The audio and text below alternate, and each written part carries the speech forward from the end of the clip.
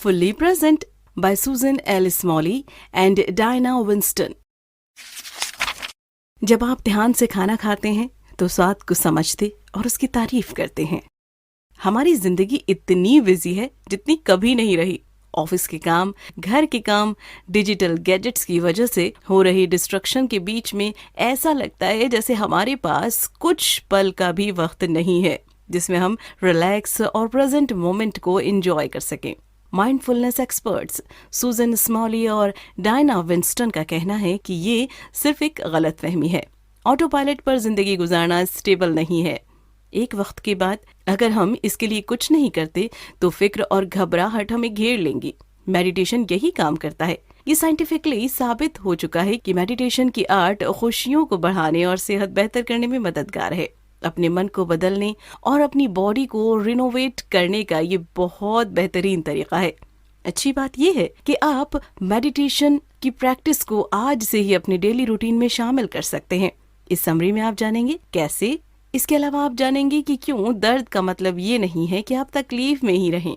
अंगूर कैसे आपकी मदद करता है, और अगर आप बच्चे के प्लेग्राउंड में मौजूद हैं तो उस वक्त माइंडफुल कैसे रहा जाए। हो सकता है कि आपने भी इस मिथ के बारे में सुना हो कि शहर के बच्चों को नहीं मालूम कि दूध गाय से आता है।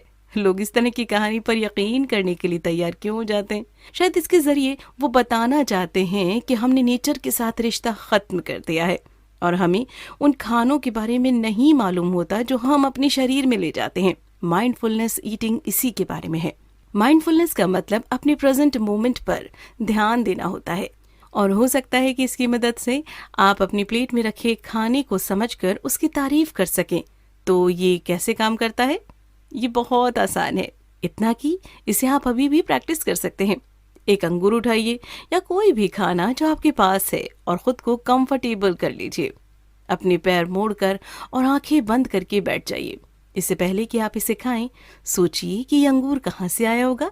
इसकी शुरुआत एक बीज से हुई होगी, है ना? उस लंबी जर्नी को इमेजिन कीजिए जो इस अंगूर ने तय की है। सबसे पहले ये जमीन से निकला और एक लता की शक्ल में डेवलप हुआ।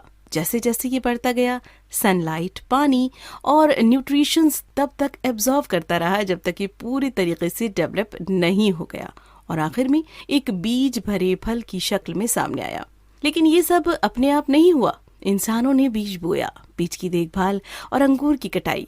दूसरों ने अंगूर के गुच्छों को ट्रक में भरा, जिससे अंगूर सड़कों के जरिए सुपरमार्केट में पहुंचे।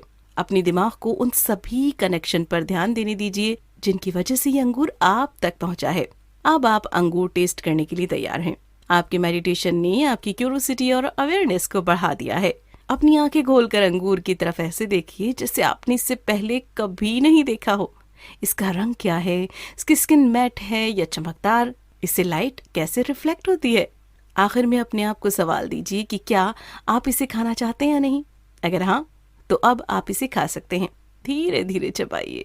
इसके टेस्ट का असर अपने तालू पर होने दीजिए, और जब आप इसे खा रहे हो तो अपने दिमाग में चल रहे थॉट्स, यादों और आइडियाज पर ध्यान दीजिए। हो सकता है कि आपने अपनी जिंदगी के सबसे लजीज अंगूर खाए हों। हैरत की बात नहीं है कि माइंडफुल ईटिंग से आपको अपने खाने के बारे में क्या और क्यों का जवाब मिल जाता है और आप अपने खाने के स्वाद की सराहना करते हैं। अपनी आदत बदलना आसान नहीं है, लेकिन कुछ ट्रिक्स के जरिए आप ऐसा कर सकते हैं। जब एक बार कोई आदत बन जाती है तो उसे बदलना बहुत मुश्किल होता है। ये नुकसानदायक भी हो सकती है, चाहे आदत स्मोकिंग की हो, ओवर रिएक्ट करना हो या फिर बहुत ज्यादा ऑनलाइन टाइम बिताना। आज के जमाने में ज्यादातर प्रॉब्लम हमारे बिहेवियरल पैटर्न की वजह से होती है। अपनी आदत बदलना मुश्किल है। क्यों? इसकी एक अच्छी वजह है, जैसा कि इकोनॉमिक्स स्टीवन लेविट और जर्नलिस्ट स्टीफन डबनर बताते हैं कि ये सब कुछ इनकरेजमेंट और रिजल्ट्स की वजह से होता है। उसका एग्जाम्पल दीजिए जिससे उन्होंने अपने बेस्ट सेलिंग फ्री इकोनॉमिक्स के लिए इस्तेमाल किया था, जो जल्द ही बहुत फेमस हो गई। इसमें रिसर्चर्स ने लॉस एंजलिस के सीडर सिनाई अस्पताल में काम करने वाले मेडिकल स्टाफ के हाथ धोने की आदतों पर ध्यान दिया था। जब उन्होंने डॉक्टरों और नर्सेस से पूछा कि वो अस्पताल के नियमों के हिसाब से कितनी बार हाथ धोते हैं, तो इसके जवाब में उन्होंने जाना कि प्रतिशत में लगभग 73% ऑफ टाइम। छुपे हुए कैमरों से पता चला कि अस्पताल के स्टाफ सिर्फ 9% मामलों में ही हाथ धो रहे थे। जब हॉस्पिटल रेगुलेशन से पूछा गया कि ये क्या चल रहा है, तो हॉस्पिटल एडमिनिस्ट्रेशन ने ना ही रूल फॉलो करने वालों को इनकरेज किया, इंसेंटिव दिया, और ना ही रूल तोड़ने वालों को सजा। अगर आप चाहते हैं कि लोग अच्छी आदतें डालें तो उन्हें वक्त वक्त पर याद दिलाना होगा। जब हॉस्पिटल एडमिनिस्ट्रेशन ने हैंड सैनिटाइजर डिस्पेंसर के नंबर बढ़ाए, हाथ धोने वालों को रिवॉर्ड दिया और बैक्टीरिया से रिलेटेड पोस्टर्स लगाए, तो मेडिकल स्टाफ ने भी जल्द ही अपनी आदत बदल ली। माइंडफुलनेस जैसी अच्छी आदत डालने के साथ भी ऐसा ही है। अक्सर सिंपल ट्रिक कारगर होती हैं। माइंडफुलनेस डेवलप करने के लिए हर रोज 5 मिनट देने जैसा टारगेट बनाने से इसे अचीव करना आसान लगने लगता है। अपनी न्यू हैबिट के लिए अपने आसपास सपोर्टेड माहौल बनाना टॉप टिप्स में आता है। ये बिना इलेक्ट्रॉनिक डिवाइसेस वाला कोई छोटा सा कॉर्नर भी हो सकता है जहां माइंडफुलनेस मेडिटेशन करना आसान हो। अपने दिमाग द्वारा दिए जा रहे फीडबैक पर अमल करना भी एक अच्छा आइडिया है। माइंडफुलनेस मेडिटेशन करने के बाद कैसा लगता है, इसे नोट कीजिए और उस एहसास से कंपेयर कीजिए जो 5 मिनट का माइंडफुलनेस सेशन मिस कर देने पर होता है। इन दोनों ही एहसास को याद रखना एक सपोर्टिव फीडबैक लूप बनाने, आगे बढ़ते रहने के लिए इनकरेज करता है। उसके लिए मेडिटेशन करते रहिए और आप पाएंगे कि ये आपके लिए दूसरा नेचर बन चुका है। अपनी ब्रीदिंग पर फोकस करना माइंडफुलनेस बनने और स्ट्रेस को हराने का बेहतरीन तरीका है। हम सब के साथ ऐसा हुआ है। जब आपके सामने ट्रैफिक बहुत ज्यादा हो जाता है तो आप पहले से ही लेट हो रहे होते हैं। जैसे आपकी फ्रस्ट्रेशन बढ़ती है, आप नोटिस कर सकते हैं कि सांसें और हार्ट बीट दोनों तेज चलने लगती है और आपका ब्लड प्रेशर तेजी से बढ़ जाता है। ऐसी हालत में आप कैसे शांत होंगे? अपनी ब्रीदिंग पर ध्यान देना सबसे बेहतरीन शुरुआत है। दरअसल लगभग सभी मेडिटेशन कुछ ऐसे ही शुरू होते हैं। इसे कुछ ऐसे किया जाता है, जब आपको लगे कि स्ट्रेस बढ़ रहा है तो अपनी आंखें बंद करके अपने आप को कंफर्टेबल कर लीजिए। अब अपने दिमाग का फोकस अपनी ब्रीदिंग की तरफ ले जाने की कोशिश कीजिए। आप इस स्टेज पर अपनी डायफ्राम की हर एक मूवमेंट पर नजर नहीं रख सकते। आपको इस बात पर कंसंट्रेट करने की जरूरत है कि आपकी हर एक सांस कैसा फील कराती है। ब्रीदिंग शरीर के हर हिस्से पर असर डालती है, इसलिए कोशिश कीजिए कि आप बारी बारी से इन सब पर ध्यान दे सकें। शुरुआत अपने पेट से करिए। देखिए कि कैसे हर सांस के साथ ये फूलता और फिर दब जाता है, और फिर धीरे धीरे अपनी चेस्ट और पसली की तरफ देखिए और आखिर में अपनी नाक के अंदर जाती और बाहर निकलती हवा पर ध्यान दीजिए। याद रखिए, माइंडफुलनेस का मतलब अपने प्रेजेंट मोमेंट में रहना है। अगर आपका दिमाग इधर उधर जाता है तो अपने ऊपर चढ़ने के बजाय धीरे से इसे वापस अपनी ब्रीदिंग और बॉडी की तरफ ले आइए, क्योंकि ये कोई कंपटीशन नहीं है। इसका मकसद प्रेजेंट मोमेंट में खो जाना है। माइंडफुलनेस ब्रीदिंग की आदत पड़ने में थोड़ा वक्त लग सकता है, लेकिन इसकी आदत डालकर आप हैरत में पड़ जाएंगे कि कैसे ये स्ट्रेस को शांति में बदल देता है। और भी फायदेमंद बात ये है कि फोकस करने की ये प्रैक्टिस आपके कंसंट्रेशन लेवल को बढ़ाती है। मेडिटेशन बेजान मोमेंट को यादगार एक्सपीरियंस में बदल देता है। माइंडफुलनेस एक्सपीरियंस की दुनिया की एक चाबी जैसा है। इसमें महारत दुनिया के सबसे बेजान कामों को सेटिस्फाइंग और सुखद एक्सपीरियंस में बदल सकता है। आगे आप जानेंगे कि नजरियों के इस दरवाजे को कैसे खोला जाए। मेडिटेशन शब्द सुनते ही हमारे दिमाग में मठों और संतों की तस्वीर आ जाती है, लेकिन असल में इसका नाता हमारी रोजमर्रा की जिंदगी से है। दरअसल माइंडफुलनेस की प्रैक्टिस के बेहतरीन तरीकों में से एक वॉक है। आपको इसके लिए बहुत दूर जाने की जरूरत नहीं है। बस एक कमरा ढूंढ लीजिए जिसमें वॉक करने के लिए 10 से 15 कदम की लंबाई मौजूद हो। बस इतना काफी है। अपनी जगह पर आगे पीछे चलना शुरू कर दीजिए। जैसे आप रिदम पकड़ लें, अपना फोकस बॉडी में होने वाले सेंसेशन पर लाने की कोशिश कीजिए। जब आप अपने पाँव को उठाएं तो अपने पाँव का वजन नोटिस करिए, और जब ये पाँव जमीन पर रखें तो सरफेस पर ध्यान दीजिए। एक बार अपना वजन दाहिना पाँव पर और फिर बाएं पाँव पर डालकर इस एहसास को एक्सपीरियंस कीजिए। इस वॉक के दौरान अपनी रफ्तार बदलते रहिए। अपनी स्पीड में कभी धीरे चलिए तो कभी तेज। किस स्पीड में आप मूव करते हुए भी प्रेजेंट मोमेंट पर कंसंट्रेट कर पाते हैं? माइंडफुलनेस ब्रीदिंग की तरह ही इस एक्सरसाइज में भी टाइम लगता है। शुरुआत में आपके दिमाग में इधर उधर के ख्याल आएंगे। सिंपल सा तरीका ये है कि अपना कंसंट्रेशन प्रेजेंट मोमेंट पर ले आएं और दोबारा से शुरू कीजिए। एक बार आप इसमें कंफर्टेबल हो गए तो पता ही नहीं चलेगा कि वक्त कब गुजर गया। ये इकलौता तरीका नहीं है जिसके जरिए आप अपने मोमेंट को यादगार बना सकते हैं। माइंडफुलनेस प्रैक्टिस का एक और तरीका है जिसे बॉडी स्कैन माइंडफुलनेस कहते हैं। इसके लिए सबसे पहले आपको कंफर्टेबल पोजीशन जाननी होगी। एक्सरसाइज का मकसद बॉडी के हर हिस्से को स्कैन करना और उसमें हो रहे सेंसेशन को महसूस करना है। याद रखिए, खुद को जज नहीं करना बल्कि ऑब्जर्व करना है। अगर आपको किसी चीज की फिक्र होती है तो इसका प्रेशर मत कीजिए, मेडिटेशन करने के बावजूद मुझे इतनी फिक्र हो रही है, बस नोटिस करिए और आगे बढ़ते जाइए। अपने सर के ऊपरी हिस्से से शुरू करते हुए नीचे की तरफ जाते हुए अपने चेहरे, गर्दन, कंधे और हाथों में होने वाली सेंसेशन को महसूस कीजिए। इसी तरीके से जितनी डिटेल हो सके नोटिस करते हुए अपनी पूरी बॉडी को स्कैन कीजिए। वॉकिंग मेडिटेशन की तरह ये भी अपने आप को प्रेजेंट मोमेंट में लाने का बेहतरीन तरीका है। हम अक्सर अपने दर्द को बढ़ा लेते हैं। माइंडफुलनेस हमारी तकलीफ को कम करने में मददगार है। ये एक पुरानी कहावत है कि दर्द खत्म नहीं किया जा सकता लेकिन दुख कम किया जा सकता है। सुनने में ये थोड़ा अजीब और उल्टा लगता है, हालांकि इन दोनों को अलग नहीं किया जा सकता। दर्द दुख की तरफ ले जाता है ना?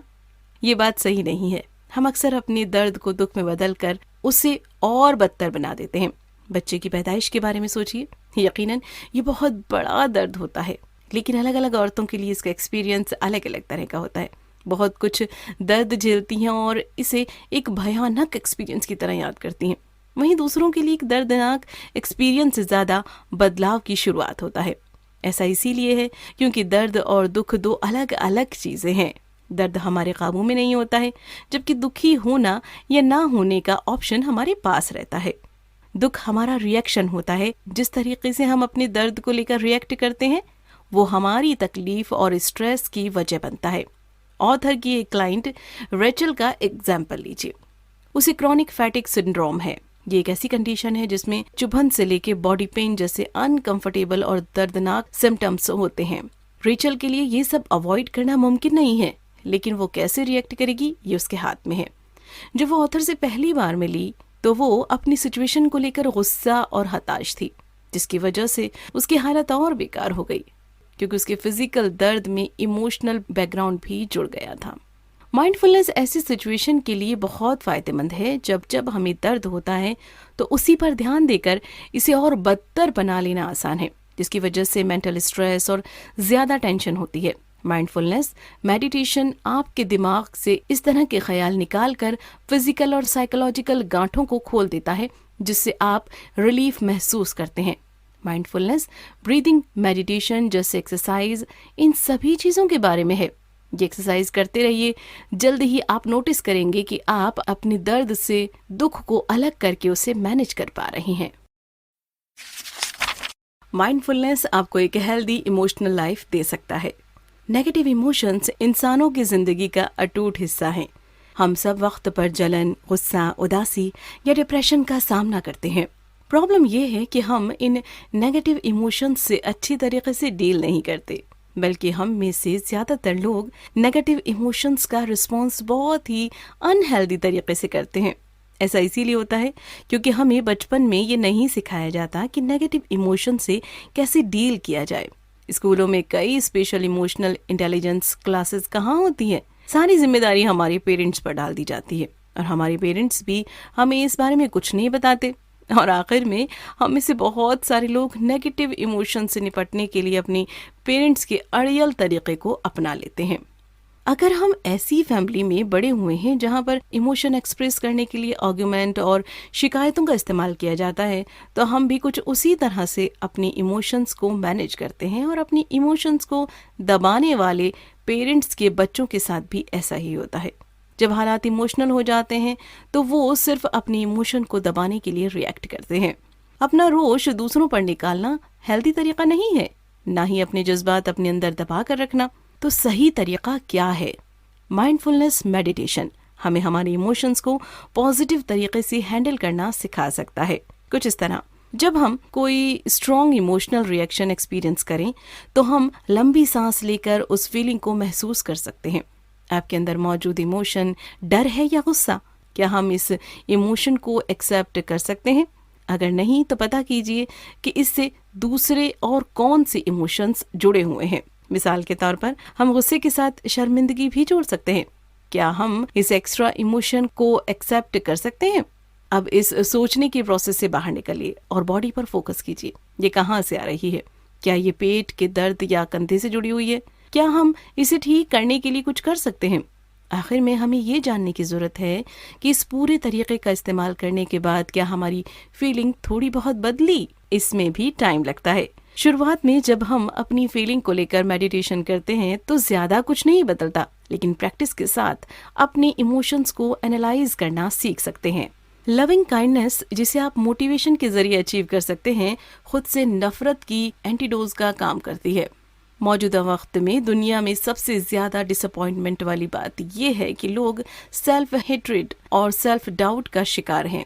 यहाँ तक कि अपने करियर के दौरान 21 बार एकेडमी अवार्ड के लिए नॉमिनेट होने वाली कामयाब अदाकारा मेरिल स्ट्रिप ने भी माना कि उन्हें नहीं पता कि वो अपने काम में अच्छी हैं या नहीं। तो इसका जवाब क्या है? सेल्फ हेट्रेड के लिए सबसे कारगर एंटीडोट लविंग काइंडनेस है। यह एक बुद्धिस्ट ट्रेडिशन की मोटिवेशन प्रैक्टिस है। इस लेसन में हम जानेंगे कि ये कैसे काम करता है। इसका बहुत सीधा सा मतलब अपने आप से प्यार करना है। ऐसा करने का सबसे अच्छा तरीका उसके बारे में सोचना है जिससे आप बहुत प्यार करते हैं। उस शख्स को अपने मन में बसाकर उस फीलिंग में खो जाइए जो उसके लिए आप महसूस करते हैं। अब इस प्यार को बाहर आने दीजिए और ये प्यार अपने लिए भी महसूस करने की कोशिश कीजिए। अगर ये काम नहीं करता है तो आप अपने आप को आज के हिसाब से नहीं बल्कि बचपन में आप जैसे वैसा इमेजिन कीजिए। ऐसा इसीलिए क्योंकि हम बच्चों के बारे में बहुत क्रिटिकल नहीं होते हैं और अक्सर उनसे प्यार जताना आसान होता है। हालांकि लविंग काइंडनेस सिर्फ आपको खुद की कीमत का एहसास नहीं दिलाता, ये अपने आसपास से लेकर पॉजिटिव फील करने में भी आपकी मदद कर सकता है।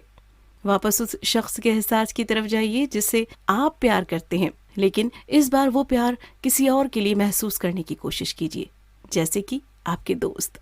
एक बार आप ऐसा कर लें तो इस चीज को बढ़ाइए और अनजान लोगों के लिए प्यार महसूस करना और उन्हें पॉजिटिव वाइब्स भेजना शुरू कीजिए। वो कोई भी हो सकता है, बस ड्राइवर से लेकर आपके लोकल कॉफी का बैरिस्टर या फिर कोई भी अनजाना इंसान जिसे आपने दिन में देखा हो। इस प्रैक्टिस के जरिए धीरे धीरे आप इसमें उन लोगों को भी शामिल कर पाएंगे जिन्हें आप पसंद नहीं करते हैं। ये अपनी पॉजिटिव एनर्जी को खुद में और अपने आसपास चैलेंजाइज करने का बेहतरीन तरीका है। अलग अलग तरह के मेडिटेशन के जरिए आप अलग अलग माइंडफुलनेस डेवलप कर सकते हैं। एक प्लेग्राउंड के बगल में पार्क बेंच इमेजिन कीजिए। बच्चों के चीखने चिल्लाने की आवाज कानों में चुभी जा रही है। यहाँ मेडिटेशन कर पाना किसी भी तरीके से नामुमकिन है ना? खैर, आप ऐसा कर सकते हैं। इस बात पर डिपेंड करता है कि आप किस तरह के माइंडफुलनेस की प्रैक्टिस करते हैं। 2 तरह के माइंडफुलनेस होते हैं। चलिए इन्हें फोकस्ड माइंडफुलनेस और ओपन माइंडफुलनेस मान लेते हैं। जैसा कि नाम से ही पता चल रहा है, पहले में आपको अपनी सांस जैसे किसी एक चीज पर फोकस करना होता है।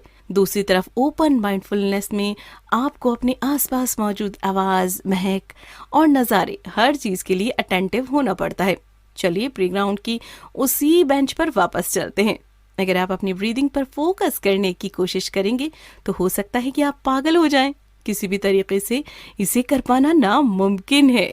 पूरी तरह से कहा जाए तो इस जगह के लिए ये गलत मेडिटेशन है। ओपन मेडिटेशन का इस्तेमाल कीजिए। अगर आप अपनी बॉडी के सेंसेशन को समझना चाहते हैं तो आप सही जगह पर हैं।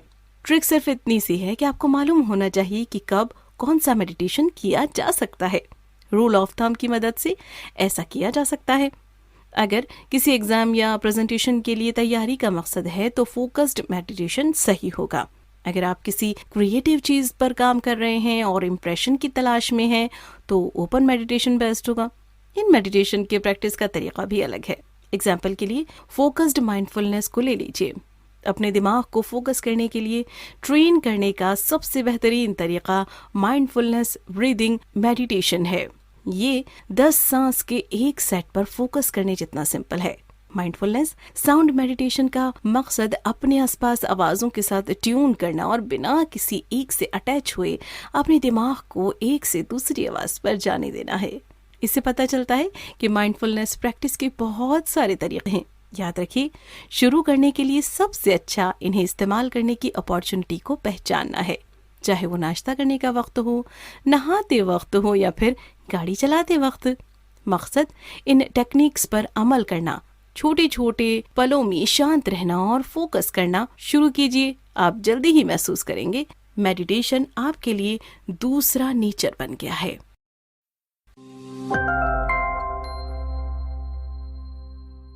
कुल मिलाकर माइंडफुलनेस के मिरेकल्स को अचीव करने के लिए आपको पहाड़ों में बसे मठों तक पहुंचने की जरूरत नहीं है। आप इसकी प्रैक्टिस आज से ही कर सकते हैं, चाहे अपनी ब्रीदिंग पर फोकस करना हो, अपने खाने के हर कतरे का टेस्ट लेना या फिर अपनी फीलिंग को लेकर अटेंटिव होना हो। माइंडफुलनेस की प्रैक्टिस हमारी रोजमर्रा की जिंदगी का हिस्सा है। इसके लिए बस थोड़ी सी कमिटमेंट और ट्रेनिंग की जरूरत है। इसके फायदों में इमोशनल बैलेंस, सेल्फ वर्थ और तकलीफ का कम होना है। इससे भी बेहतर है कि मेडिटेशन आपको शांति और सुख के उन छोटे छोटे मोमेंट का मजा लेना सिखाता है जो स्ट्रेसफुल डे रूटीन पर फर्क डालते हैं। क्या करें? अपने आप को माइंडफुलनेस के लिए सिग्नल दीजिए। ठीक है, आपको माइंडफुलनेस के सभी फायदों के बारे में मालूम हो गया, लेकिन आप इसके लिए वक्त कैसे निकालेंगे? सिग्नल आपको अपनी रूटीन में माइंडफुलनेस शामिल करने में मदद कर सकते हैं। पेन, प्लेट जैसी किसी चीज को माइंडफुलनेस के लिए सिग्नल मान लीजिए। जितनी बार आप इन सामानों को इस्तेमाल करेंगे, ये आपको ब्रेक, गहरी सांस लेने और मोमेंट पर फोकस करने की याद दिलाएगा।